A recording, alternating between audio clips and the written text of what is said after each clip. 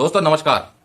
अलग अलग media reports, economic times और जितने भी फाइनेंस से रिलेटेड टॉपिक्स पे अपनी अपनी रिपोर्ट डालते हैं, उन सब ने देश की अर्थव्यवस्था के ऊपर बहुत अच्छी टिप्पणी की है, अच्छे अच्छे आर्टिकल लिखे हैं और हवाला दिया है फाइनेंस मिनिस्ट्री की रिपोर्ट का। इकोनॉमिक टाइम्स ने अभी हाल फिलहाल में जो मैं वेबसाइट में गया था इकोनॉमिक्स टाइम्स की, उसमें लिखा था एक आर्टिकल में कि A strong final quarter performance pushed the GDP growth for the full year to 7.2% higher than 7% estimated in February। यानी कि जो फाइनल क्वार्टर था उसमें स्ट्रॉन्ग परफॉर्मेंस आई, जिसकी वजह से जो जीडीपी ग्रोथ थी उसमें धक्का लगा और वो और आगे बढ़ी। एस्टिमेट ये था, अनुमान ये था कि 7% होगा, लेकिन उससे ऊपर निकल के आया 7.2% की जीडीपी ग्रोथ है। उसके बाद दोस्तों जो जीएसटी रेवेन्यू कलेक्शन मई का हुआ है वो 12% ईयर ऑन ईयर बेसिस का है, यानी कि लगभग 1,57,000 करोड़ जीएसटी कलेक्शन है और लगभग इतना ही इसके आसपास हर महीने जीएसटी कलेक्शन होता होगा। तो अब सवाल यह होता है कि मैं आपको यह खबर क्यों बता रहा हूं कि सरकार कहती है कि हम देश जो है बहुत बढ़िया इकोनॉमी है, अच्छी अर्थव्यवस्था है, 5वीं सबसे बड़ी इकोनॉमी बनता जा रहा है। अच्छी बात है, आंकड़े भी बता रहे हैं और जिस तरीके से जो फाइनेंस के एक्सपर्ट हैं, जो मीडिया एजेंसी हैं, वो भी अपने आर्टिकल्स में छाप रही हैं। तमाम देश विदेश से खबरें भी आ रही हैं कि भारत की अर्थव्यवस्था एक टिकाऊ अर्थव्यवस्था बनती जा रही है और मजबूत अर्थव्यवस्था बनती जा रही है। देश में विकास हो रहा है, यह बहुत अच्छी बात है, लेकिन उस विकास की वजह से किस तबके को ज्यादा फायदा हो रहा है और किस तबके को नुकसान हो रहा है और किस तबके में रोष उत्पन्न हो रहा है। आपका देश विकास कर रहा है तो आपके देश के कर्मचारी, पेंशन भोगी क्यों धरने प्रदर्शन कर रहे हैं, क्यों रैलियां निकाल रहे हैं, क्यों उनमें इतना बड़ा रोष है। उनकी कर्मचारी यूनियनों की लगातार मांग चलती आ रही है कि इस चीज को सही किया जाए और वो अभी तक ठीक नहीं हो पा रही हैं। वन रैंक वन पेंशन 2 की विसंगतियां क्यों दूर नहीं हुई हैं। केंद्रीय कर्मचारी और पेंशन भोगियों का 18 महीने का डीए और डीआर का एरियर क्यों रोका हुआ है, अभी तक क्यों जारी नहीं हुआ है। जो न्यू पेंशन स्कीम के बदले ओल्ड पेंशन स्कीम की मांग लगातार हो रही है, उसको क्यों नहीं दिया जा रहा है। बहुत से मुद्दे ऐसे हैं जो अभी भी सरकार ने क्लियर नहीं किए हैं और केंद्रीय कर्मचारी, पेंशन भोगी, इनकी यूनियनें धरने प्रदर्शन दे रहे हैं, भूख हड़ताल हो रही है, अलग अलग देश के कोने कोने में ज्ञापन सौंपे जा रहे हैं, मांगे उठ रही हैं और एक बहुत बड़ा जनसैलाब पूरे देश भर में ये मांग कर रहा है कि जो विसंगतियां हैं उन विसंगतियों को दूर करके उनकी पेमेंट और पेंशन में इजाफा किया जाना चाहिए, क्योंकि जिस प्रकार से महंगाई और इन्फ्लेशन बढ़ रहा है, पर कैपिटा इनकम देश की बढ़ रही है, उसके मुकाबले केंद्रीय कर्मचारी और पेंशन भोगियों की इनकम उस हिसाब से नहीं बढ़ रही। पिछले वीडियो में भी मैंने आपको बताया था कि लगभग 1 से 11% पर कैपिटा इनकम पिछले 10 सालों में बढ़ी है। उसके मुकाबले केंद्रीय कर्मचारी और पेंशन भोगियों की जो इनकम है वो केवल 42% बढ़ी है।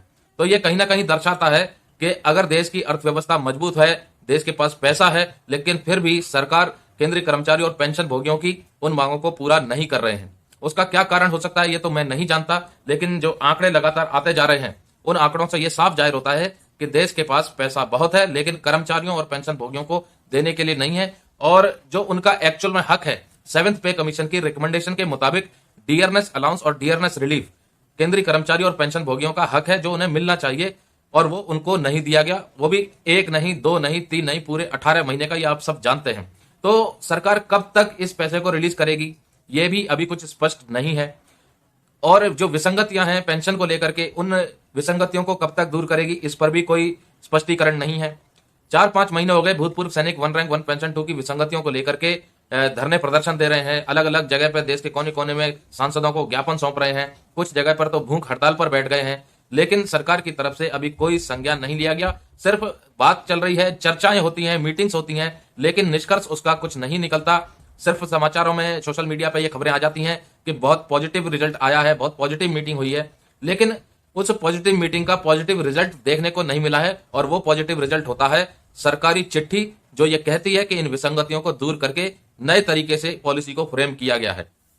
तो दोस्तों कहने का मतलब यही था कि देश इकोनॉमिक हालात से जूझ नहीं रहा। देश की इकोनॉमिक हालात बहुत अच्छे हैं।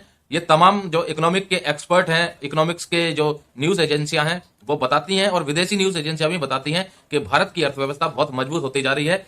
लेकिन केंद्रीय कर्मचारी और पेंशन भोगियों को उनके हक से क्यों वंचित रखा गया है।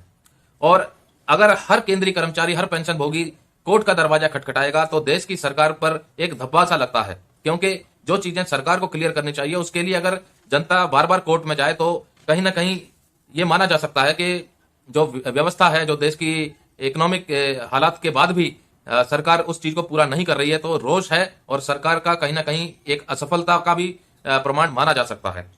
दूसरी तरफ सुप्रीम कोर्ट ने एक जजमेंट दिया था, एक केस आया था, आप सबको पता है कि नोशनल इंक्रीमेंट के ऊपर एक कर्मचारी को रिटायर कर दिया या वो रिटायर हो गया और उसके अगले ही दिन उसका एनुअल इंक्रीमेंट लगता था सर्विस के दौरान, लेकिन उसको नहीं दिया गया विभाग की तरफ से, जिसकी वजह से उसने कोर्ट केस किए और वो कोर्ट केस काफी लंबे समय तक चला और अंततः सुप्रीम कोर्ट तक पहुंचा, जिसमें यह जजमेंट आया कि एक कर्मचारी ने अगर पूरी 1 साल की सेवा की है तो उसको एक एनुअल इंक्रीमेंट जो मिलता था, यानी कि नोशनल इंक्रीमेंट, उसको मिलना चाहिए, फिर चाहे वो उससे एक दिन पहले रिटायर्ड ही क्यों ना हो गया हो। अगर 1 जुलाई को मिलता था और 30 जून को रिटायर हो गया है तो उसको मिलना चाहिए। तो पिटिशनर के पक्ष में सुप्रीम कोर्ट ने यह फैसला दिया है और इसी केस से जुड़े हुए कई कर्मचारी ऐसे हैं जो 30 जून को रिटायर हुए, 31 दिसंबर को रिटायर हुए, उनका 1 जनवरी और 1 जुलाई को नोशनल इंक्रीमेंट लगता था।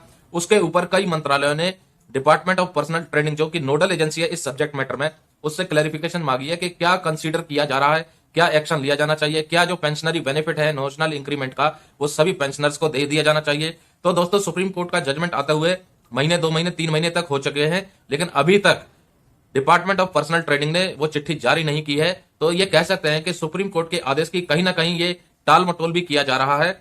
और जैसा कि ये बताया जा रहा है कि department of personal training finance ministry से कंसल्ट करने के बाद एक निर्णय पर आएगी। तो अभी तक 3 महीने हो गए, वो कंसल्टेशन प्रोसेस अभी तक पूरा क्यों नहीं हो पाया, क्या चीजें दिक्कतें पैदा कर रही हैं भाई? सुप्रीम कोर्ट के जजमेंट को अगर अब कंसल्ट करना पड़ रहा है तो फिर ये तो एक चिंता का विषय है। सुप्रीम कोर्ट के जजमेंट के ऊपर भी कंसल्टेशन प्रोसेस चल रहा है, ये बहुत दुर्भाग्यपूर्ण है। और इसी के ऊपर मैं आपसे एक सवाल करना चाहता हूं कि अगर सुप्रीम कोर्ट ने कोई जजमेंट दे दिया, किसी एक पिटिशनर के हक में फैसला सुना दिया और उसी केस से रिलेटेड और भी कर्मचारी हैं, तो उनको ऑटोमेटिक सामूहिक रूप से ये फैसिलिटी या जो भी बेनिफिट है एज पर जजमेंट उनको मिलना चाहिए या नहीं, या सिर्फ उन्हीं पिटिशनर को मिलना चाहिए जिन्होंने केस किया? कमेंट करके जरूर बताइएगा। और क्या department of personal and training consultation process को काफी लंबा नहीं खींच रही, क्योंकि 2-3 महीने हो गए हैं अभी तक जजमेंट का जो अभी तक इसके ऊपर फैसला नहीं निकल पाया है कि जो बाकी कर्मचारी जो रिटायर हुए हैं 30 जून को और 31 दिसंबर को, उनको पेंशनरी बेनिफिट नोशनल इंक्रीमेंट का दिया जाए या ना दिया जाए। क्योंकि इसमें जो फाइनेंशियल लॉस हो रहा है वो लाखों पेंशनरों को हो रहा है, क्योंकि उन्होंने अपनी पूरी 1 साल की सेवा की थी और उस 1 साल का फल उनको जो पेंशनरी बेनिफिट के साथ मिलना चाहिए था वो नहीं मिला है। और अंत में दोस्तों, अगर आपने चैनल को सब्सक्राइब नहीं किया है तो सब्सक्राइब जरूर करें और हो सके तो चैनल को ज्वाइन जरूर करें। जय हिंद, जय भारत।